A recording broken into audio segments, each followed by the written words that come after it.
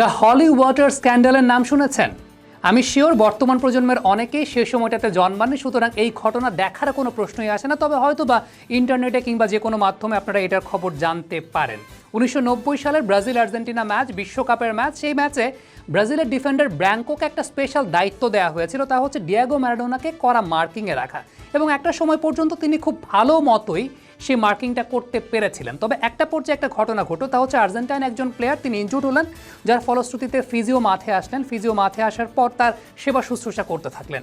In the mean time প্লেয়াররা একটা ছোট্ট ওয়াটার ব্রেক নিয়েছিল এবং এই ওয়াটার ব্রেকের সময় ব্র্যাঙ্কো আর্জেন্টাইন ফিজিওর কাছ থেকে 1 বোতল পানি চাইলেন, যে ভাই আমাকে 1 বোতল পানি দাও, একটু তৃষ্ণা পেয়েছে, আমি একটু পানি খাই। এটা চাইতেই পারেন, আসলে অপোনেন্ট টিমের ফিজিও মাঠে এসেছেন, এটা একটা স্পোর্টিং ব্যাপার, এবং তিনিও তাকে পানি দিলেন। বাট এরপর ব্র্যাঙ্কো যেটা দাবি করেছেন তা হচ্ছে ওই পানিতে কিছু একটা মিশিয়ে দিয়েছিলেন আর্জেন্টাইন ফিজিও।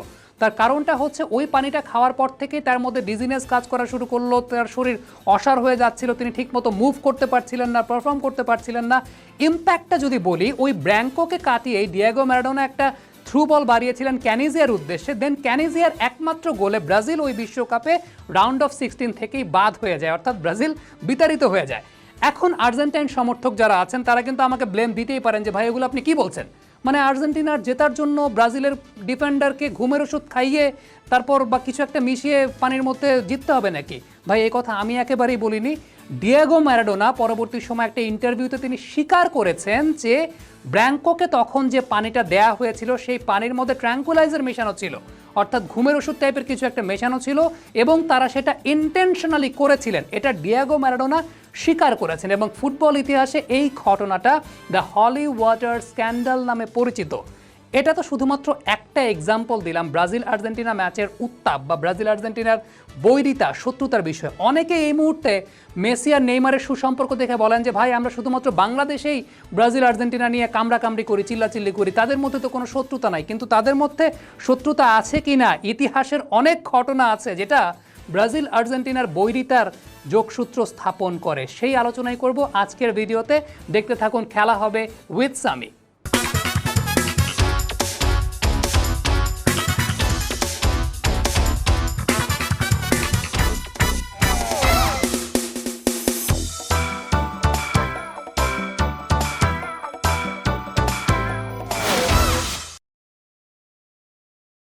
আপনাদেরকে একটা যুদ্ধের গল্প বলি। চিন্তা করতে পারেন যে ব্রাজিল আর্জেন্টিনা ফুটবল খেলার মধ্যে আবার যুদ্ধের গল্পটা শুনুন, খুব ইন্টারেস্টিং। এই যুদ্ধটার নাম হচ্ছে সিসপ্ল্যাটাইন যুদ্ধ, যে যুদ্ধটা 1825 সালে শুরু হয়েছিল। 2 বছর 8 মাস ব্যাপী এই যুদ্ধটার ব্যাপ্তিকাল ছিল, এবং এই যুদ্ধটাকে বলা হয় ইতিহাসে ব্রাজিল আর্জেন্টিনার যুদ্ধ। অর্থাৎ ওই সময়টা আসলে ব্রাজিলের নাম ছিল দ্য এম্পায়ার অফ ব্রাজিল, আর্জেন্টিনার নাম ছিল রিও দে লা প্লাতা। মূলত এই সিসপ্ল্যাটাইন অঞ্চলটাকে কেন্দ্র করেই কিন্তু এই যুদ্ধটা হয়েছিল। এই সিসপ্ল্যাটাইন অঞ্চলটা পর্তুগিজরা প্রথম গোড়াপত্তন করেছিল, এবং ব্রাজিল ছিল মূলত পর্তুগিজদের একটা কলোনি। পরবর্তীতে 1777 সালে এটা আবার স্প্যানিশদের দখলে চলে যায়, এবং আর্জেন্টিনা ছিল আবার স্প্যানিশদের কলোনি। সুতরাং পরবর্তী সময় ব্যাপারটা এরকম হয়ে যায় যে এই অঞ্চলটার গোড়াপত্তন ব্রাজিলিয়ানদের দ্বারা, কিন্তু এর সংস্কৃতি, এর ঐতিহ্য, এর আচার আনুষ্ঠানিকতা, এর যে সমস্ত কর্মকাণ্ড সব কিছু আর্জেন্টাইনদের যে কালচার বা স্প্যানিশদের কালচার সেই অনুযায়ী চলতে থাকে। এইটা নিয়ে একটা সাংস্কৃতিক একটা আপেক্ষিক দ্বন্দ্ব ছিল মূলত ব্রাজিল এবং আর্জেন্টাইনদের মধ্যে, যে কারণে এই সিসপ্ল্যাটাইনের যুদ্ধটা সংগঠিত। এবং যেমনটা বলছিলাম আমি যে প্রায় 2 বছর 8 মাস ব্যাপী এই যুদ্ধটা সংগঠিত হয়। প্রচুর মানুষ মারা যায়, প্রচুর রক্তক্ষয়ী সংঘর্ষ। তার পরবর্তীতে ব্রিটিশদের একটা সমঝোতার মাধ্যমে পরবর্তীতে এই যুদ্ধটার সমাপ্তি ঘটে, এবং এখানে লাভবান হয়েছিল যারা, তারা হচ্ছে উরুগুয়ানরা। কারণ এই যুদ্ধের মাধ্যমেই পরবর্তীতে উরুগুয়ে নামক একটি স্বাধীন রাষ্ট্রের জন্ম হয়। অর্থাৎ এই যে ব্রাজিল আর্জেন্টিনা যুদ্ধ, সেটা কিন্তু আরেকটা নতুন রাষ্ট্রের জন্ম দিয়ে দিয়েছে, সেটা হচ্ছে উরুগুয়ে। আমি জানি যে এই ব্যাপারে হয়তোবা অনেকেই জানতেন না, কিংবা জানলেও খুব বেশি ক্লিয়ার ধারণা ছিল না। এটা তো আসলে একটা যুদ্ধের কথা বললাম, যে ব্রাজিল আর্জেন্টিনার যুদ্ধের মূলত সূত্রপাতের একদম যে শুরু, সেটা খেলার মাঠ। তখন তো আসলে খেলাধুলার প্রশ্নই আসে না, তখন যে যার আধিপত্য বা সাম্রাজ্য বিস্তার নিয়ে ব্যস্ত ছিল। সেই সময় থেকে ব্রাজিল এবং আর্জেন্টিনার মধ্যে একটা যুদ্ধের মতো ব্যাপার আছে। তবে ফুটবল মাঠে ব্রাজিল এবং আর্জেন্টিনা প্রথম মুখোমুখি হয় 1914 সালে, সেটা আর্জেন্টিনার মাঠেই ছিল। সেই ম্যাচে বিশেষ কোনো আসলে ঘটনা নাই, সেই ম্যাচে আর্জেন্টিনা খুব ইজিলি 3-0 গোলে জয়লাভ করেছিল, এবং শুরুর দিকে আসলে ওই সময়টাতে আর্জেন্টিনার একটা বড় আধিপত্য ছিল। কিন্তু আমি যদি 1925 সালের কোপা আমেরিকা, এখনকার যেটা কোপা আমেরিকা, তখন একটা ভিন্ন নাম ছিল, সেই 1925 সালের কোপা আমেরিকার দিকে একটু তাকাই, সেক্ষেত্রে বলতে হবে প্রায় 30,000 দর্শকের সামনে খেলা চলছে এবং খুব হাই ইন্টেন্সিটির ম্যাচ চলছে ব্রাজিল এবং আর্জেন্টিনার। তো ব্রাজিল একটা পর্যায়ে 2-0 গোলে এগিয়ে আছে, প্রথমার্ধেই 2-0 গোলে এগিয়ে আছে। তো একেবারে প্রথমার্ধের শেষ দিকে একটা ঘটনা ঘটলো, ব্রাজিলের একটা কাউন্টার অ্যাটাক, আর্জেন্টিনার একজন ডিফেন্ডার ফাউলের মাধ্যমে সেই কাউন্টার অ্যাটাকটা রুখে দিলেন। তো ওই ফাউলটা ব্রাজিলের ওই ফরওয়ার্ড মানতে পারেনি, তিনি করলেন কি, কোষে একটা লাথি মারলেন সেই ডিফেন্ডারকে। সেই ডিফেন্ডার যেটা করলেন, তাকে আবার একটা ঘুষি মারলেন। তো এতে যেটা হলো যে মাঠের মধ্যে একটা মোটামুটি বড় ধরনের মারামারি শুরু হয়ে গেল, এবং মারামারি শুরু হওয়ার পর পুলিশ সেখানে হস্তক্ষেপ করলো, খেলা বন্ধ হয়ে গেল। দেন অনেকক্ষণ পর দুই পক্ষের মধ্যে একটা সমঝোতার পর তারপর সেই ম্যাচটা আবার শুরু হলো।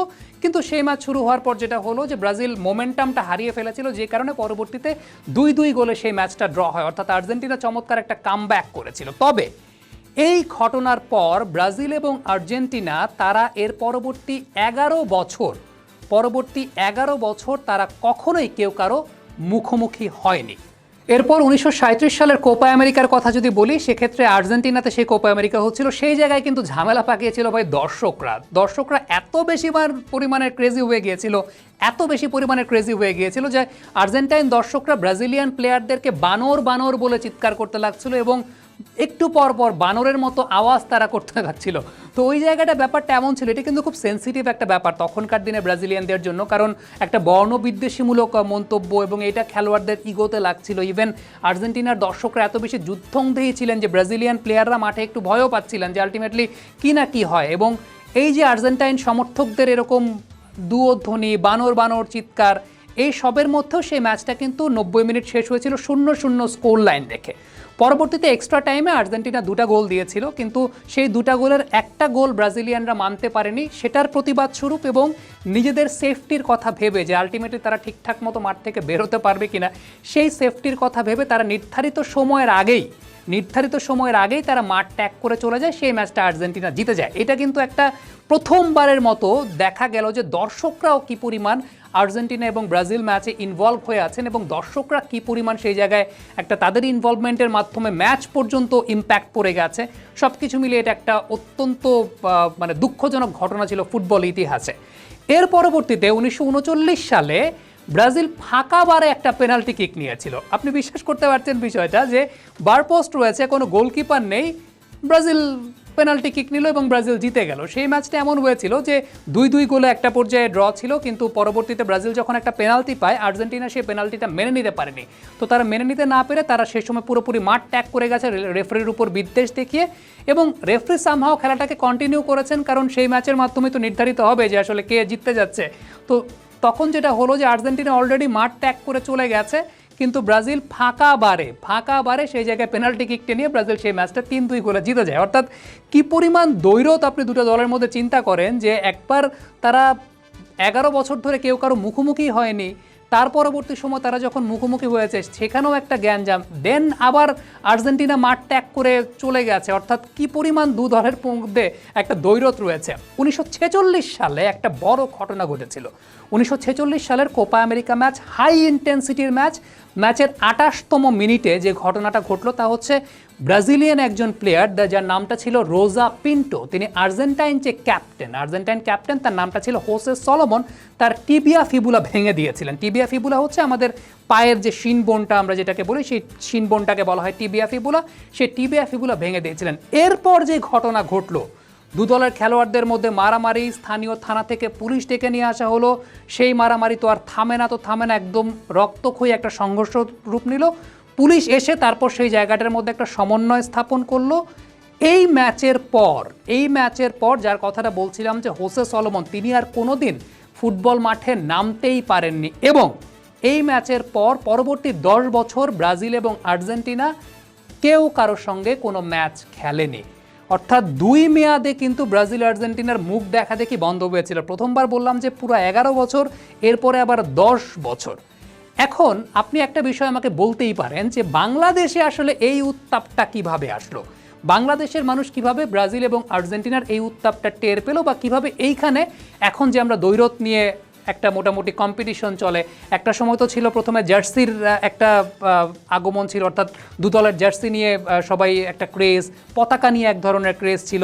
সেটা আস্তে আস্তে বিবর্তিত হয়ে হয়ে হয়ে হয়ে এখন ফেসবুক মিমের মাধ্যমে চলে এসেছে। একটা আর্জেন্টিনার কোনো সমর্থক মিম বানিয়ে ব্রাজিলের সমর্থককে পচাচ্ছেন, ব্রাজিলের সমর্থক মিম বানিয়ে আর্জেন্টিনার সমর্থককে পচাচ্ছেন, এগুলোই এখন চলছে। কিন্তু মূলত কীভাবে এই ব্রাজিল আর্জেন্টিনার দ্বৈরথ আসলো, মুরব্বীদের কাছ থেকে বা সিনিয়র সাংবাদিকদের কাছ থেকে যেমনটা শুনেছি যে 70-এর দশকে কিন্তু বাংলাদেশে ব্রাজিলের সমর্থকই আসলে ছিল। কারণ in the mean time Brazil দুটো বিশ্বকাপও জিতে ফেলেছে, 1958 সালের বিশ্বকাপ, 1962 সালের বিশ্বকাপ, এবং অবশ্যই পেলের একটা ফ্যাক্টর ছিল। তো 70-এর দশকের যারা ছিলেন সিনিয়র সিটিজেন তারা মোটামুটি ব্রাজিলেরই সমর্থন করতেন। তবে অল অফ আ সাডেন যখন 1978 সালে আর্জেন্টিনা বিশ্বকাপ জিতে যায়, তখন থেকে আস্তে আস্তে আর্জেন্টাইন সমর্থক গোষ্ঠী তৈরি হতে থাকে। তবে মূলত যে ক্রেজটা আসলো 1982 সালে, যখন আর্জেন্টিনা এবং ইংল্যান্ডের মধ্যে ফকল্যান্ড দ্বীপপুঞ্জ নিয়ে একটা যুদ্ধ চলছিল। ফকল্যান্ড দ্বীপপুঞ্জ নিয়ে যে যুদ্ধ চলছিল, সেই যুদ্ধে আর্জেন্টিনা এবং ইংল্যান্ড মুখোমুখি হয়েছিল।